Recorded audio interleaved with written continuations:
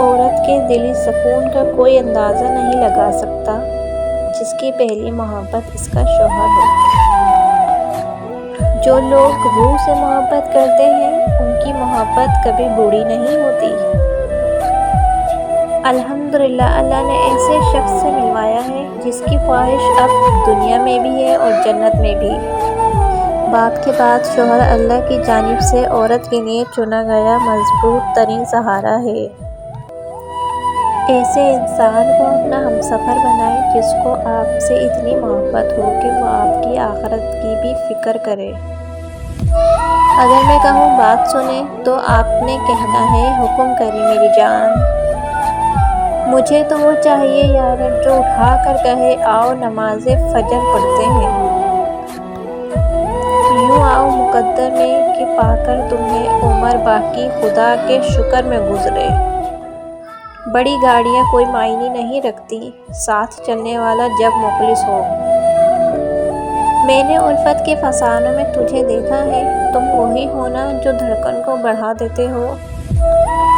پاکیزہ ہو میرا رشتہ اس سے اس قدر مولا کہ جنت تک اس کا ہاتھ میرے ہاتھ میں ہو۔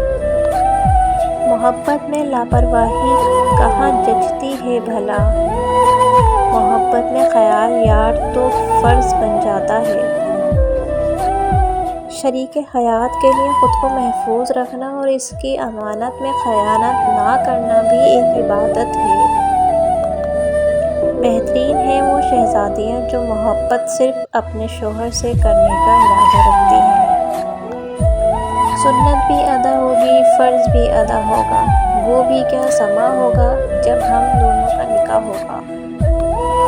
رسم منہ دکھائی تو سبھی کرتے ہیں، ہم نماز شکرانہ ادا کریں گے۔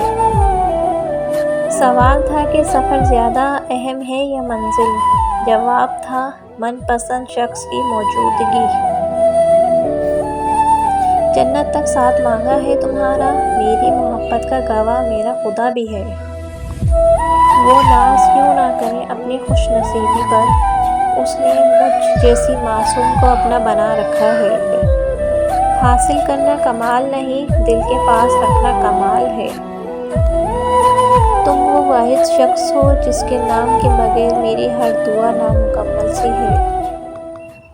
سنو میری جان تمہارے ساتھ تو میرے دل کے سارے رشتے ہیں، تم صرف ایک شخص نہیں میری پوری دنیا ہو۔ ہزاروں سے باتیں نہیں کرنی، ہزاروں باتیں کرنی ہے کسی ایک سے۔ تیرا ہونا ہی میرے لیے خاص ہے، تو دور سہی مگر میرے دل کے پاس ہے۔ جانتی ہوں کوئی کسی کی ملکیت نہیں ہوتا، پھر بھی ایک خواہش ہے کہ وہ صرف میرا ہو۔